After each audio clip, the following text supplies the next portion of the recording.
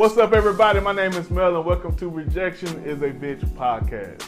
As you can see, I'm not alone. I've got my guy, Jon Orozco, with me today. A very, very close friend of mine, and we're going to talk about friendship rejection. If you guys seen my podcast in the past, you know that this is part of my story. We're going to get into that. But Jon, you and I known each other about 4 years now, but our bond really got closer about 3 years ago now. I can't recall the exact time frame. It feels like forever. Yeah. But it was during a camp. Jon and I played at the same church, and we played during a youth camp together. And I don't know, bro. It was something about that whole scenario. We both got caught. I don't know why they picked us to share a room together. We in this itty bitty hotel room, motel room, whatever, together. But honestly, we was able to bond and able to realize a couple commonalities we have. Kind of share how the experience went for you, that whole week of us coming together.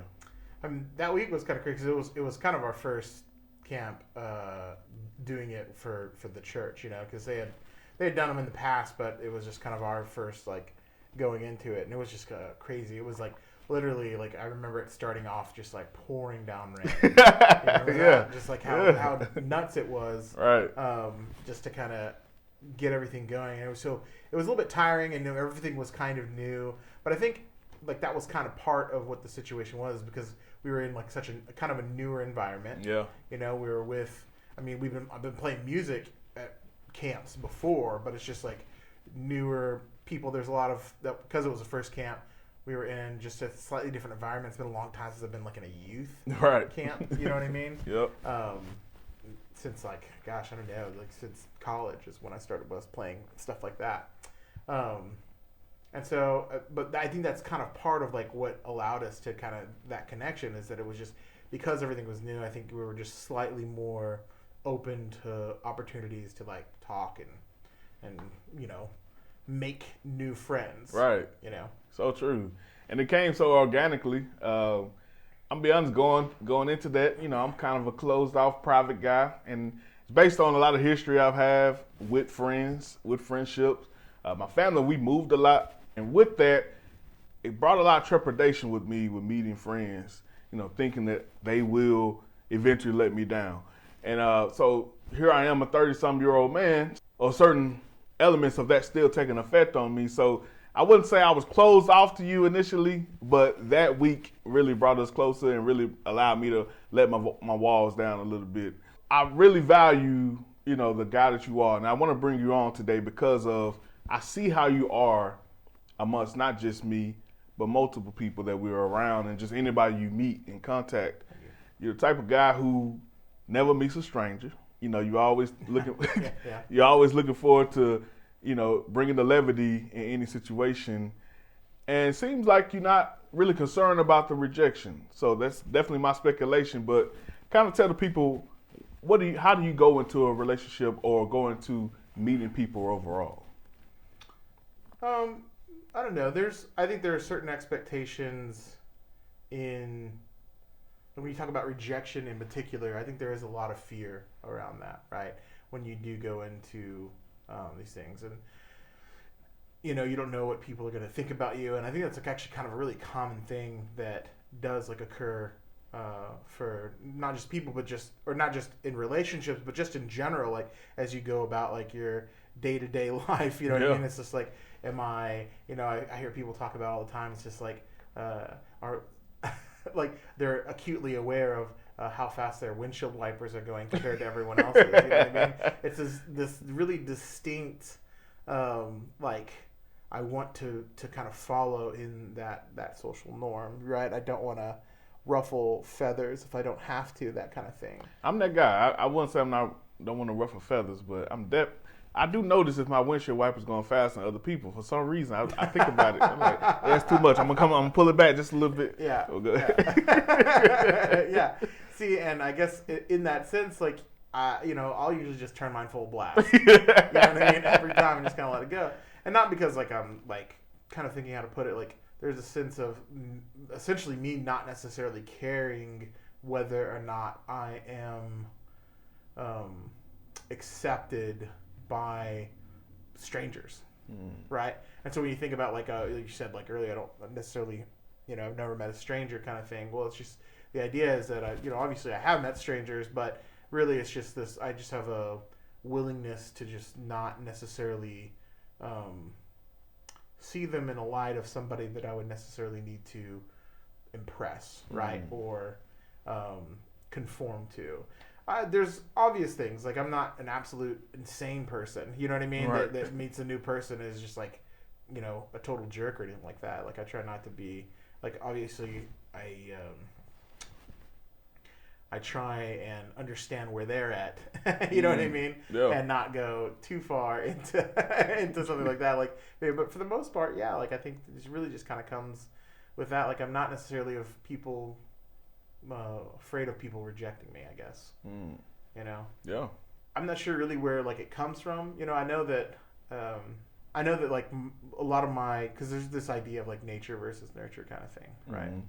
And I know that my dad, when I think about him, and we've had this conversation before, right? Yeah.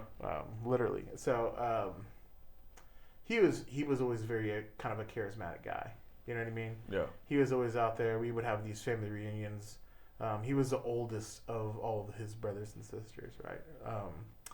And he would be out there in these at our family reunions with all the cousins and everything. And it was we had a large, pretty big family. And he would be the one organizing like the games, right? He would bring the stuff for the games. Right. He was always kind of the life of the party there. And I think that whether I adopted that on knowingly, I think it was just kind of part of that environment, right? That I kind of eventually like saw, okay, this is what a person does. This is what my dad is doing. Therefore, this is kind of like what I would expect like a guy or a man to kind of be. He was like kind of my first example. And I think I took a lot of that from him.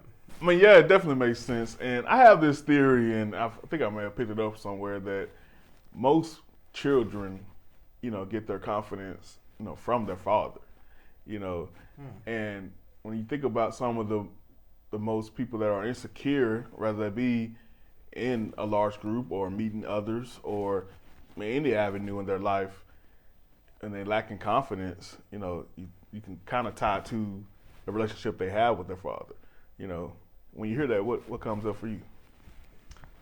Yeah, I definitely can see that. I think that there, like kind of what we're talking about, like nature versus nurture. I think that it's not really a versus as much as it is, like they play on one another. You know what I mean?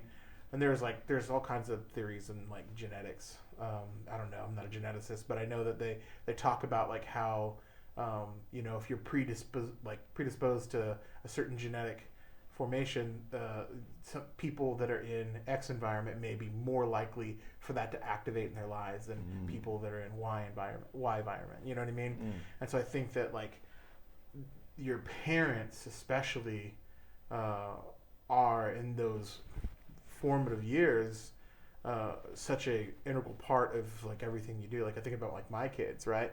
They don't have a whole lot of say in what we do on a day-to-day basis because we're trying to get things done, right? They're kind of there for the ride, but as they grow older, they're gonna base a lot of the stuff on their experiences, and their experiences are like with us. You know what I mean? Right. So it kind of like takes that and kind of pushes it forward a little bit, I think. And I think that, like you're saying, like that confidence level, I think, yeah, you're probably right. Like it probably does come from the father, and the lack of confidence, I think, can also do that too, right? Depending on your father's maybe availability, or even the way that they would either build you up or tear you down, right? And it's kind of surprising, like how some things might stick and some things won't. Like there's like childhood memories that I have, and then it's just kind of like, it did form an impact on me, but I don't think it was almost like the opposite of what, you know what I mean? that I saw, like I saw this happen and it wasn't good. So it's like, oh, I want to change that, and then vice versa. I saw this happening and it does seem good. And so I want to adopt that, Yeah. And I think that your parents, for the most part, really set that tone. And I think that no matter what really happens in your life, it's really difficult to like um, almost get out of that. Like I think you can get out of it, right? Get out of this idea, but you have this expectation set by your parents of these are what parents are, right? And so eventually, when you get your life to that same point, you start evaluating that, right? Yeah. And you start almost acting like, everyone talks about like you're destined to become your father, that kind of thing. You know what I mean? But you start to evaluate that and start to see like, oh, this is why they did this, or this is why they did that, right? Mm-hmm. And even now, like I've come to have a much like better understanding of like why my parents did certain things that they did. Yeah. Whether or not I agreed with them or not, it's like I kind of see now. There's like a parallel that I can now like bring because I'm experiencing parenthood. Yeah. Man, that's amazing. It sounds like you are able to have that balance between the things that you should, bring to this generation and the things that you leave back. Yeah. A lot of people struggle with that whole, you talk about generational curses, talk about things that bad habits or whatever. Yeah. And some people gravitate to them and bring them forward, but it sounds like you are taking more of the positive things that Dad had to offer or the things that he implemented. And some of them not really forced things, just things you're doing by, seem like osmosis, It seems like, yeah. I want to bring up something here because it's a particular thing about friendship that you and I may not see eye to eye on the most. We ain't far off, but we talked about something last week that you mentioned. You said there are certain things as a friend that I do. I will go out of my way to do things for somebody, even if I really don't want to do it, and I would do it because I think it's best for them. I don't even put words in your mouth. If you know what I'm talking about, kind of explain it and kind of give a reason behind it. I was actually thinking about some of the stuff kind of since that conversation that we had initially, because one of the ones that you kind of asked me before in that previous conversation was also about like introverts and stuff like that, and kind of thinking about like what, like really trying to define in my head like what does that really, like what does all that mean, right? And I think that this is kind of the same topic, right? Like as an introvert, it's like you don't necessarily want to go and do these things, and so often introverts don't, right? And I think that a lot of it, what I've kind of come to the conclusion is that I think it is really a discipline in like thankfulness, or like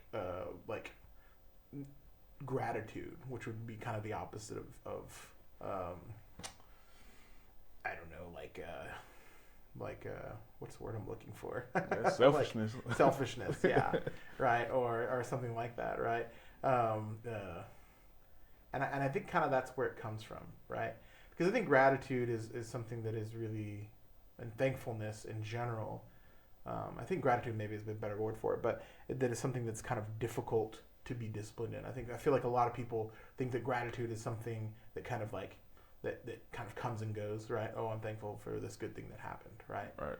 But I think that just like many other things, it can also be a discipline, right? It can be something that you practice, right? There's plenty of situations where we practice gratitude in my house, right?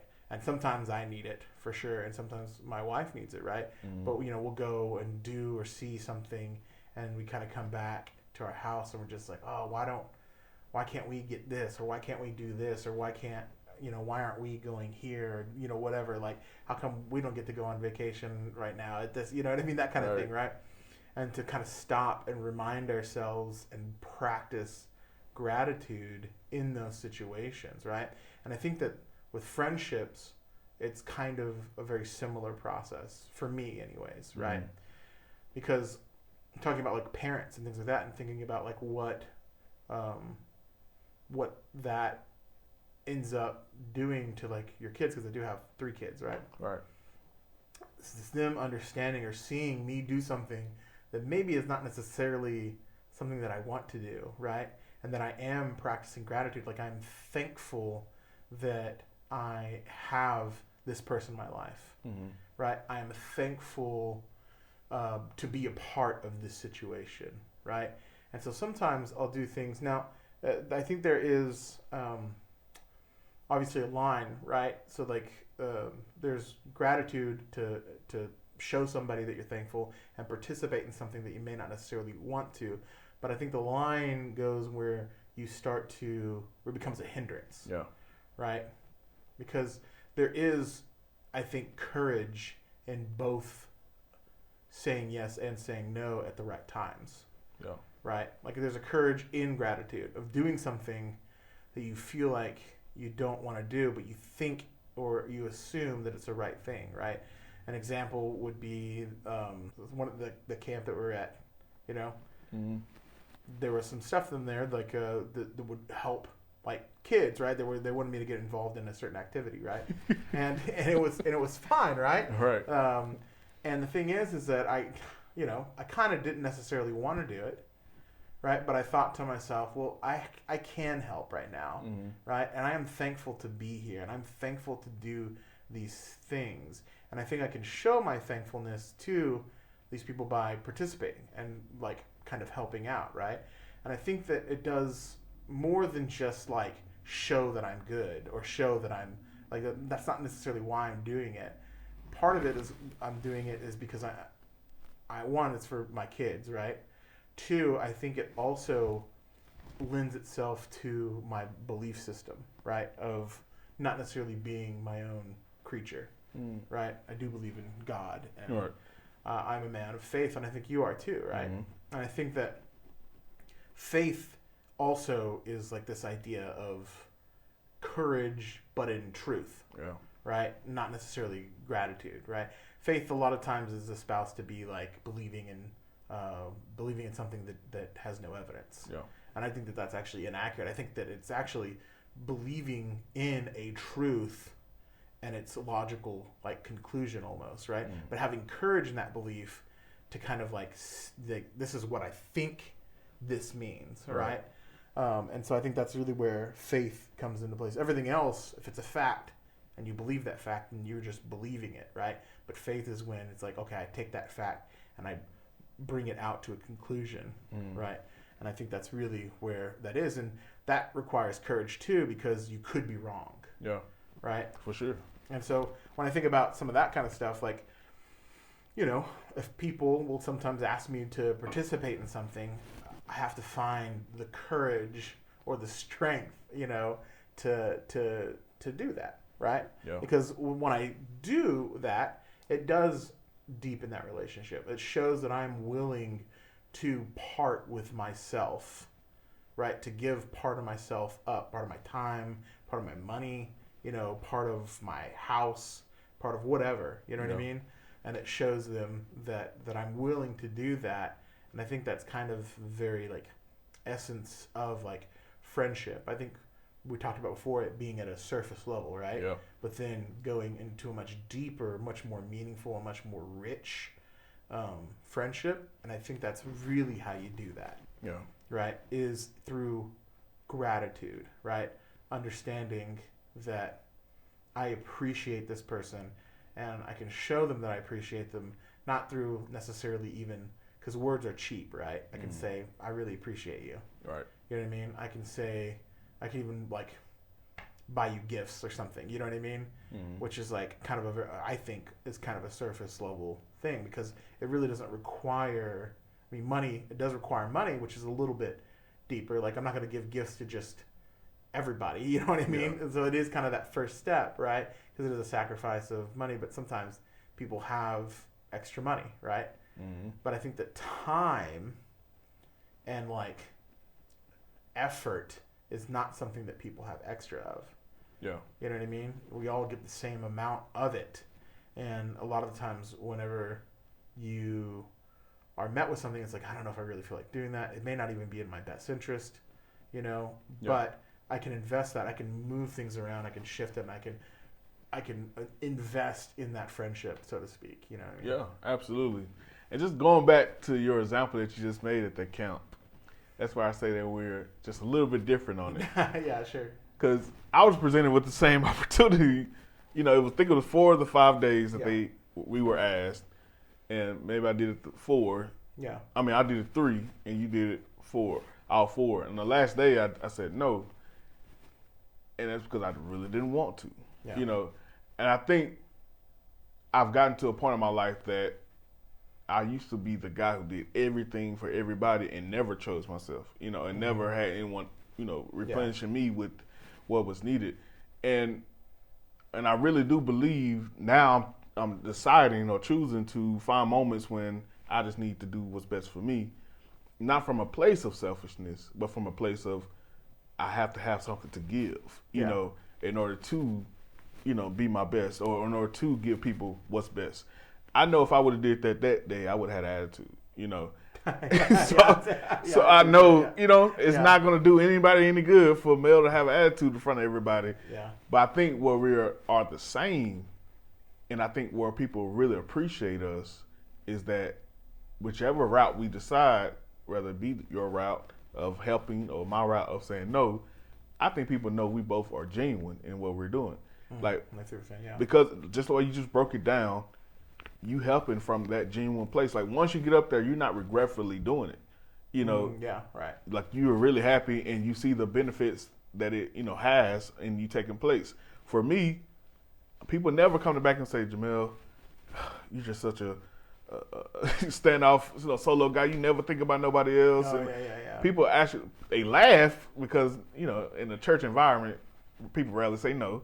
But they laugh at me because some people probably wish they could say no more often. Yeah. But they appreciate my genuineness, you know.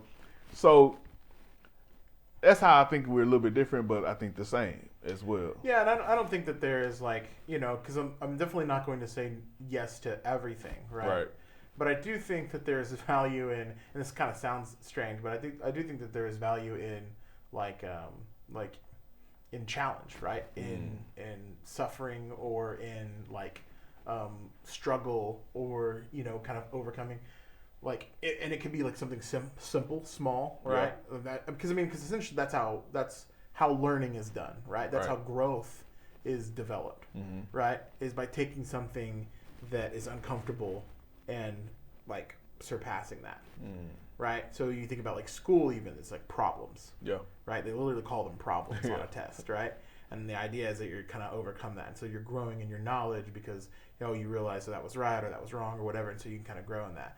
And that's like a small example, but you can get into larger examples too of, you know, if I'm presented with an option, you know, even though it may seem like, oh, this is going to take a lot more of my time than I want it to, you know, you have to, there's always like a benefit cost, like weight or weighing of options there, right? Yeah. Because to say yes to anything always means saying no to something else, right? Exactly. And so in that moment in time, right, for me, it was saying yes to going and doing this thing or saying yes to staying in that room, right?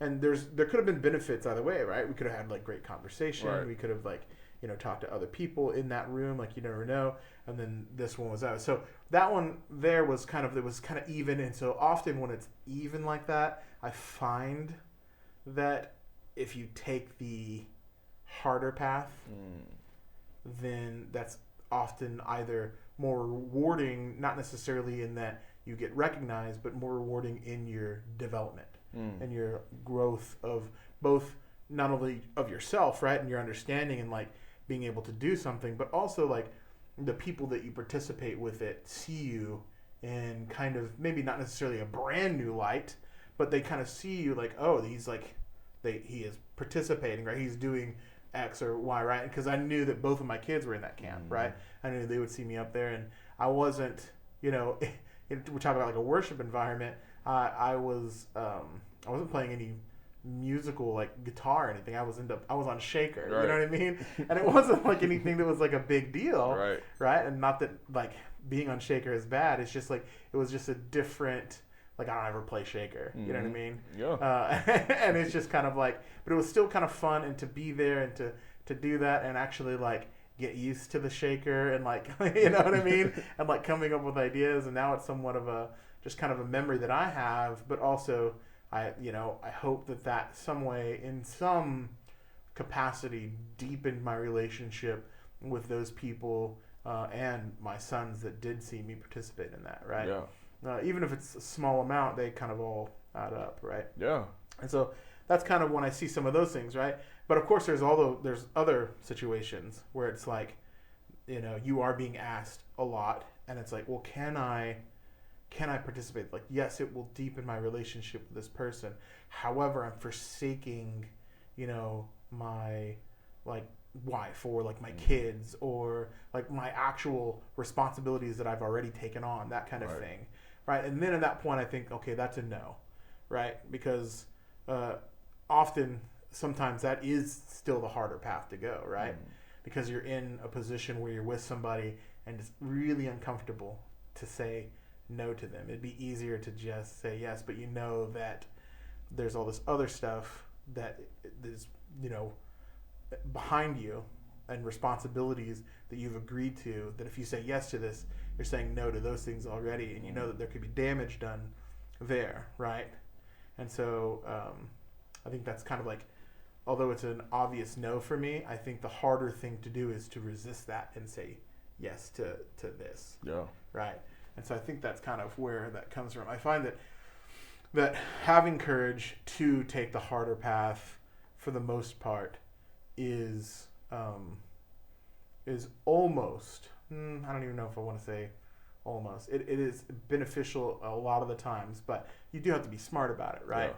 You don't want to be an absolute just like floor mat either, right? Because of course people will take advantage, and it's not necessarily my responsibility to take care of everyone in the world. You know what I mean? And so I think you do have to kind of target and be kind of smart about, what you have going on, what is like, because the same way goes, like, I don't care if people, see how fast my windshield wipers are. You know what I mean, right? That's part of that, right? Like that is such a small thing. Like it doesn't really matter to me. And so because of that, I don't necessarily care what they think, right? Yeah.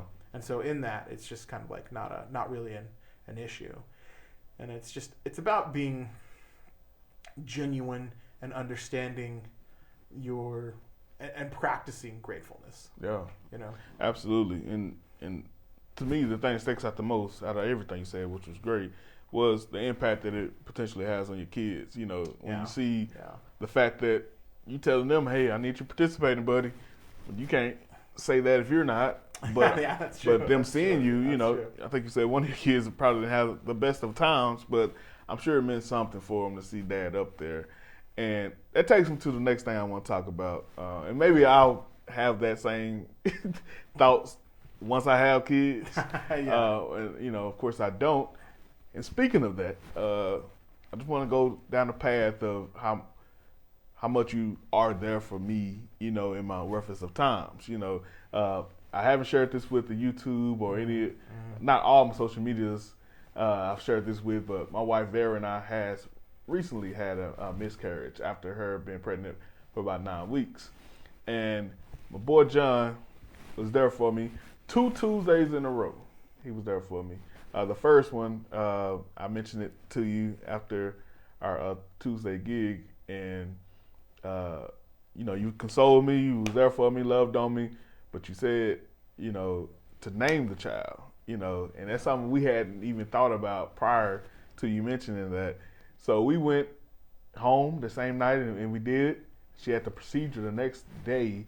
The first thing the chaplain said once we got to the hospital was, have you named the baby? And we named it Avery James. It's a unisex name, by the way. I didn't know James was unisex until Vera found it, but it is now unisex.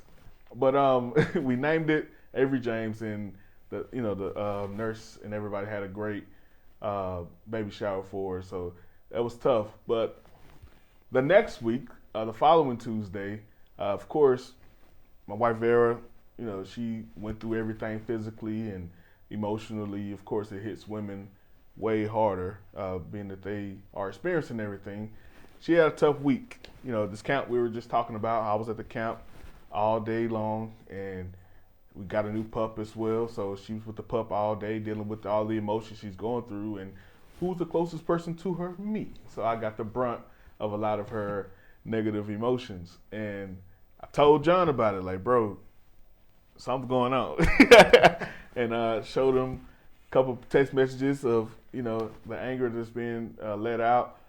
And as a husband, as much as I try to pay attention, I just was not focused. I'm going through my own grieving process. I guess that's what it was. Yeah. But I wasn't completely aware of what she was actually saying, And my guy John said, bro, take her some roses. Don't say anything other than you hear her, you see her, and you there for her. And you understand, you don't understand actually what she's going through, but you are, just love on her basically. And I took it up a notch. Got some roses, and just in case they don't work, got some chocolate and some wine, But the biggest Kool-Aid smile ever, came on her face when I came home that night, and it's been smooth sailing ever since. So I want to say first off, brother, love you so much, and I appreciate that so much just for being there.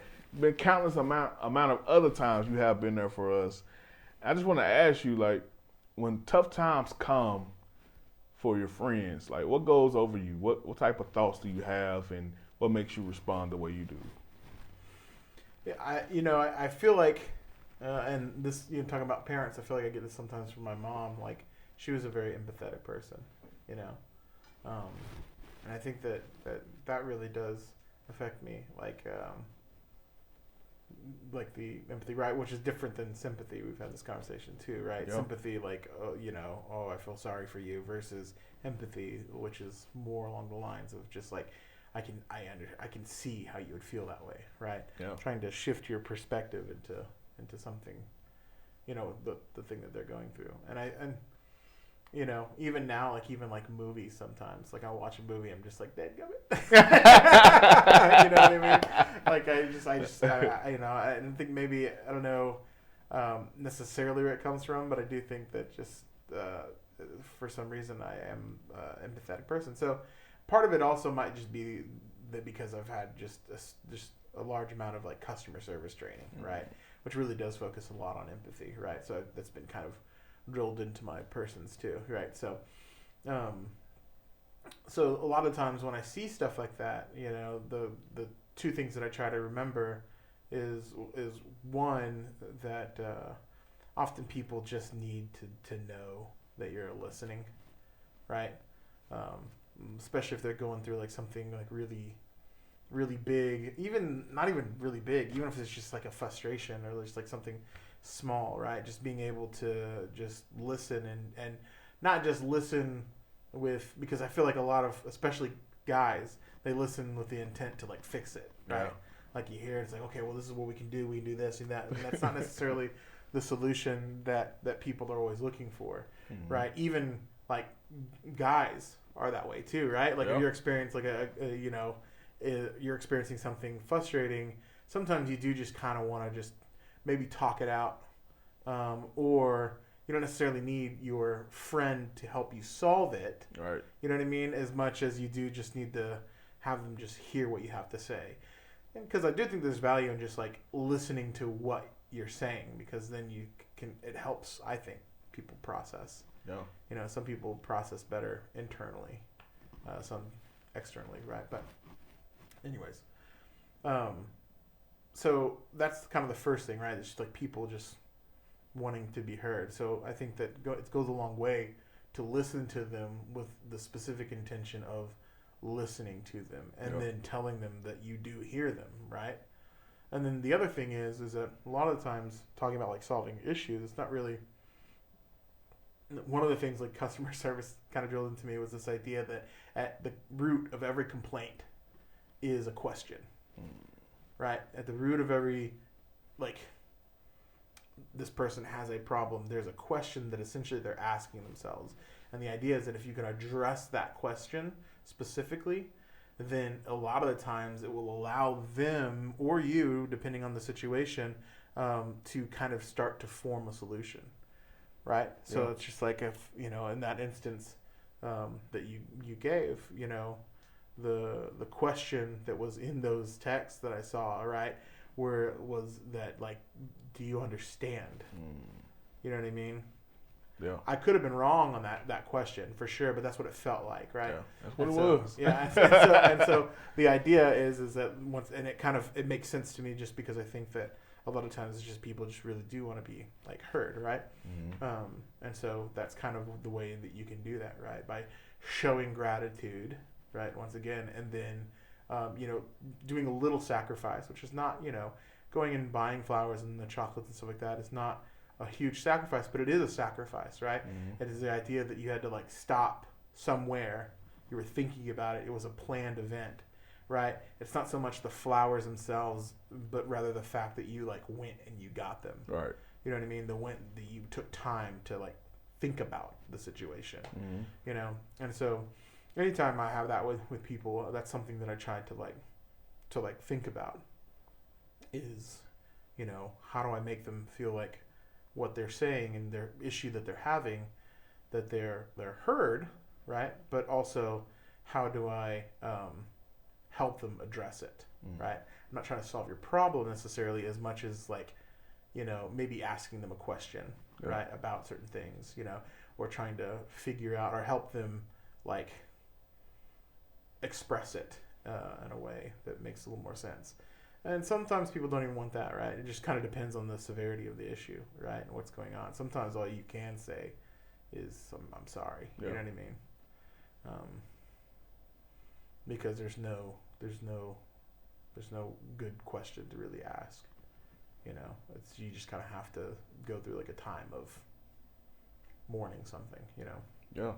So, regarding the topic, and we begin to wrap up here, what exactly would you say to someone that is, we don't want to say necessarily an introvert, but just someone who has that trepidation regarding meeting new people, or just being a friend, a good friend, or a better friend, or a more active friend to their current friends? What would you say to someone like that? I think everyone's different. I think that we are like creatures that were designed for community, right? But I think everyone has a different bandwidth for the amount of community, right? I don't know for sure, but it does feel like that when a community does get too big, it's really difficult to have like personal connections, right? So then what ends up happening is that you form closer circles, right? But regardless, I think that we are like social creatures, right? There's all kinds of like kind of funny stuff even online. Like you can look up like these like social experiments, like where like people are like when I watched a while back was just like somebody, it was like a panel of like 6 people, and only one person was actually like not in on the experiment. Right? So they had 6 people, and one person, they would show them like a question, and at first everyone, they would answer the question and they would kind of get it right, and the person would get it right. There's no, but eventually they switched and they gave an obvious wrong answer, right? But they would go one by one. It's like, oh, it's A, and it's obviously not A, right? And then the next person would be like, it's A, and it's like, that's obviously not right. And the other person's like, it's A. And so like now there's like conformity in there, right? And so then it gets to the person that the experiment is kind of on, right? And they go, oh, sometimes they're just like, it's A. You know what I mean? Because I think maybe, but I think there's like this, that's like a weakness of like, social order, right? Like this kind of stuff. But I think that it kind of goes into a way of like kind of showing that we are like social creatures. Like we do not feed off of, but like we do play off of like what else is going around like in our environment. And so part of it makes me think that that's why it's so important to find people that are genuine. Yeah. Right? To find people that are like, that do have faith and that do have like strength of character to be courageous in their, in their thankfulness and in, what they do. Because I don't think it's necessarily healthy for somebody to constantly be telling you like yes. Yeah. Right? But everybody's bandwidth is different. And some people will just really only need maybe 1 or 2 people, right? Some people need a lot more. Some people can handle more or handle less. You know what I mean? So it just kind of depends. But when it comes to that, I think that oftentimes, like when you think about when you think about people who are introverted, it is hard to distinguish whether or not it is an actual feeling of wanting to be isolated versus just simply like convenience or laziness. You know what I mean? I think I'm oftentimes when I feel introverted, it is the convenience and laziness, right? Like it's just like I feel like I want to just stay home. And put that label on you. Say, I'm an introvert. I'm just Yeah, right, yeah. But it's like not really. I'm not really an introvert, right? Right. I think most people are kind of a mix of the two. Like people just like their like you kind of even need some me time, right? Some alone time, some times to kind of gather. Because if you're with somebody constantly doing something and you're constantly giving of yourself, I think there can be a lot of growth there. But just like anyone would tell you, like there are periods of rest that need to happen, right, for growth to actually be sustainable,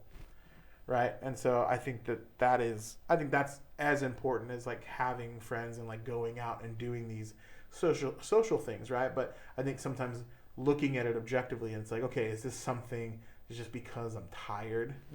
You know what I mean? And that's what's going on? Or is it that there is something that's a little more ingrained in me that doesn't like people? You know what I mean? Yeah. And it could be often that because you were hurt by something before, right? There could be things. And I would say to that kind of stuff is that I think that is kind of very obviously, it's logical, but not necessarily healthy, right? I think that would be kind of outside the norm of what you would expect for somebody to do. So like if that is the case, then, you know, that might be something worth trying to bolster your courage and go out and participate. And when I say participate, it doesn't have to be that you go to like a huge party, right? Yeah. It can just be like go have coffee with somebody, right? Or just have a conversation with somebody, or invite somebody over to your house, you know, that kind of thing, you know, just something. It doesn't have to be like a huge thing, right? Because there's benefits in having community, right? There's benefits in having like a family, for one, right? Part of it is like I do have my wife and my kids, and we have our community, but there's a lot of stuff that goes on, and there's a lot of things that we like build within that community, but I can't necessarily rely on my wife and my kids to like be there for everything for me. Yeah. You know what I mean? So because of that, you know, often I'll go wherever it is that I do live, and I'll try to build kind of subconsciously, I think. I haven't really thought about it until we started having these conversations, right? Yeah. But kind of building a family, right? So that I can pour myself out, but also I think there's a real benefit of just being able to talk to somebody in a non-surface level way that isn't part of necessarily a committed relationship like a wife, right? Or like sons, right? I can be vulnerable with them for sure, and I am, right? But I think there's something very different about just having somebody, because you are kind of in that bubble with them, so sometimes it's hard to gain perspective even in your vulnerability, just because like my wife, most of the time, she is her own person, but most of the time we're experiencing kind of very similar issues, right? That we're facing, like external issues that are facing our family, right? We're tackling stuff together, we're figuring out stuff together. But sometimes you really do just need like an external perspective to kind of like, oh, I didn't really see that, or you know, you have experiences that I don't have. You know what I mean? My brother, my actual brother. You know what I mean? Friends. I have conversations with people all the time that just don't believe what I believe, you know? And I think that the bringing in that perspective helps me either figure out what I do believe, it strengthens what I believe, or it will sometimes alter or shift what I believe, because I really do, when it comes to that kind of stuff, I really do want to be more aligned with the truth, right? I want to be as true in actual fact, in reality, as I possibly can, right? Because I think that this is kind of getting more into the religious aspect when it comes to like truth, that I think that if you're seeking that above, you know, above most things, it's almost like, despite what does happen, it's probably the best thing to happen. It's a long conversation, I think, but I think that's kind of really the benefit of having that community, right? Because if you're just by yourself, a lot of times, like isolating yourself, there's gonna probably, you can almost guarantee that there's going to be very little growth, right? Yeah. Some people will seek out growth through like other means other than like humans, right? Yeah. Or it's through humans, but maybe through the written word, right? So a lot of people will read books, and I think that's great.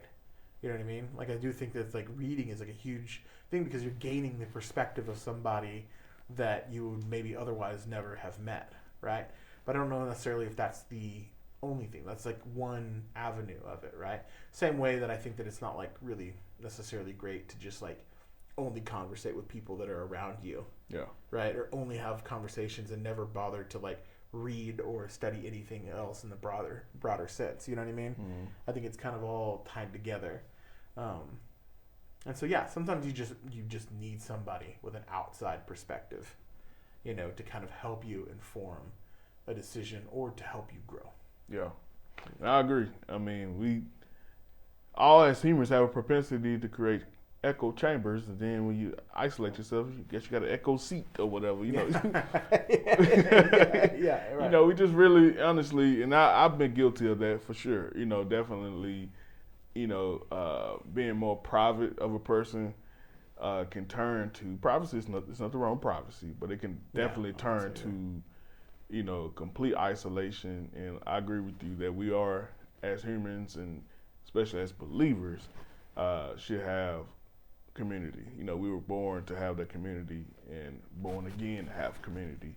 And I think that that's something I committed myself to do, to be more of, you know, ingratiated with my loved ones, because there's no need for that anymore. You know, that part of my life, I think a lot of me holds on just a little bit to the issues I've had over the years, you know, and primarily, you know, even within my last marriage, you know, going through so much and going through a separation where you had to be have secrecy, not just privacy. Like, you have to have secrets because you don't want to reveal things for one reason or another.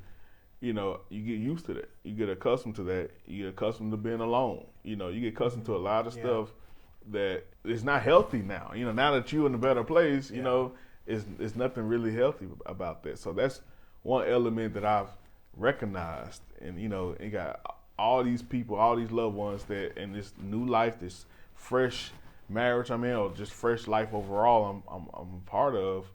You know, why hold on to something that's not even who you are anymore? You know. Yeah.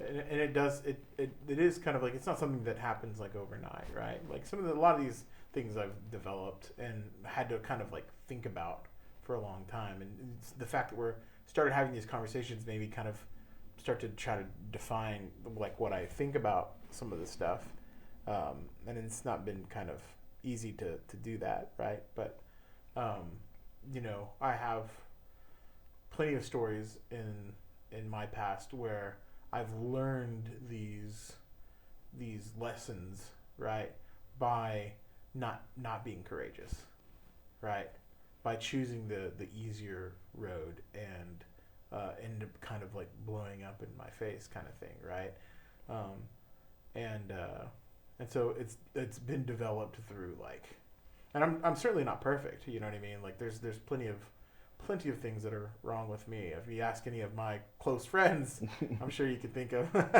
several instances of just like, you know, I have kind of a poor communication when it comes to like the digital front, right? I'm just not a part of social media. I'm not, you know, I'm really, really bad with like texts.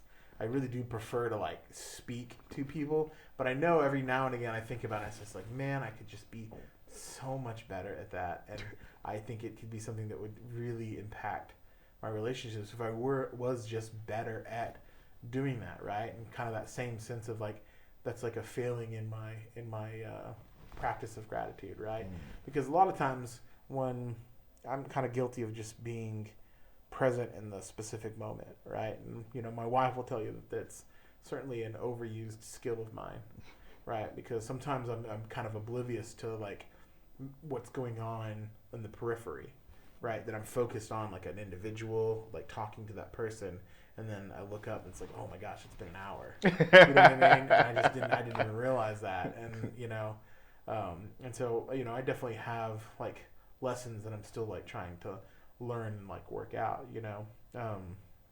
All that to say that it's not something that this like happens overnight, right? Like you have stuff, right, that you've experienced in your past, right? And so it's something that you do have to work through. But I think that if you are actually doing it, right, if you are working through it and not denying yourself and having courage in that truth and kind of moving forward, right? Because it's kind of surprising to me now, and I think about this in the broader sense of everything, of just how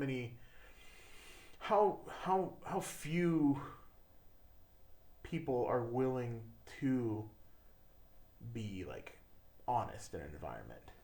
You know what I mean? I feel like there's a lot of stuff, and we can kind of go, and we have had long, lengthy conversations about a lot of different stuff where people are essentially like giving into maybe a delusion, right? And they think it's kind, right? But the reality of it is that it's not. I think it's surprising how much cowardice there is in some of this kind of stuff to not be able to say, listen, I don't think that you're correct. Right. I think you've got this wrong, but it can be fixed, right? And I think that's kind of the bigger sense, right? Because the situation is like, today's like narrative for most things, not even just a specific thing, but most narratives is that the universe is unjust, it's cruel, and you are a victim, and there's really nothing you can do about it. Right. You know what I mean? And so what that does is that it doesn't breed gratitude, for one, right? And two, it leaves you in just a perpetual, there's nothing you can do about it. Right. Perpetual victims. Yeah, right. Perpetual victims, and you're just like, that's it. Stop. Like, that's it. So what do you do? Well, it's like, if it's the universe that's causing this for me, and I am the victim of it, then I therefore must change the universe, right?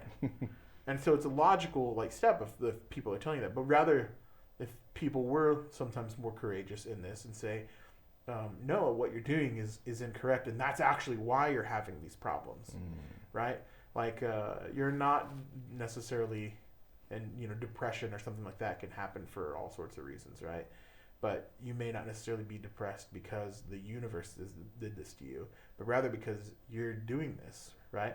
And it's maybe not aligned or not as aligned with the truth as it could be, right? And so then that gives that person like recourse now to actually improve, right? It actually gives them an option to say, oh, this is like, so it is something that maybe that I'm doing, because I can try and make the universe change around me, right? But that's a much daunting and almost insurmountable task, is to say, well, maybe there's something that I can do to change my specific environment, to make it better for me, my family, my friends, people. And I think that's kind of, people are like missing that mark, I think.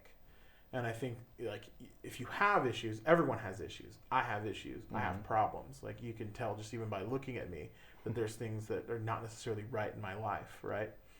And I think most people are like that. And that's partly why there's also that thing where like you say like I've never met a stranger, right? I think that I understand that we're all kind of like fallen, right? And so everyone has their thing, right? There's nobody here that is 100% clean, right?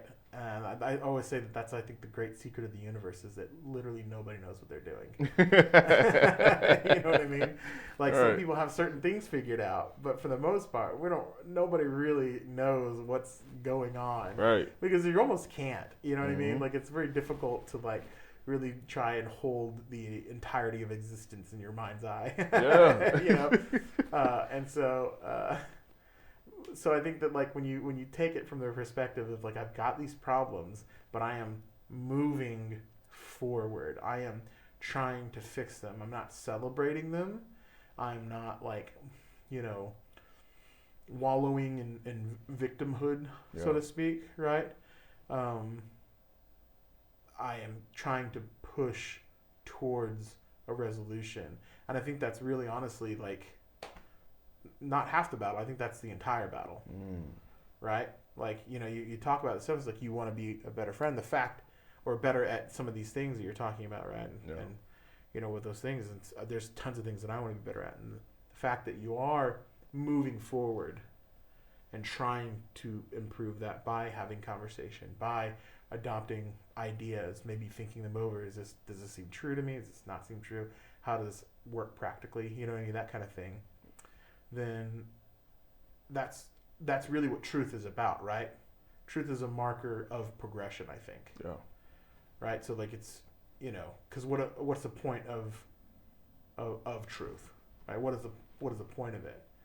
And I think that the point of truth or something being true is being able to line yourself more closely to that truth, right? So it's like almost like a roadmap of what is correct and like what is right, and in that way, you know, giving you a direction to go in at the very least. Yeah, brother, that's some powerful stuff, man. Courageous Truth. It sounds like a book. You may want to start in that book, man. Man, it's been a joy having you on, brother. Man, tell you, man, you're a great friend. And I know somebody was inspired by listening to this. And, I hope so. And definitely, if you earn my vote as well, just think there's another level you can go as a friend. You know, take Jon's example and his words to heart. And I think that we all can grow from it. Brother, I love you, man. Me too, man. Sipping some water. For sure. All right, guys. We'll see you later. Take care. We'll see you next Wednesday at 6 p.m. Central Standard Time for the next episode of Rejection is a Bitch podcast. Let's grow.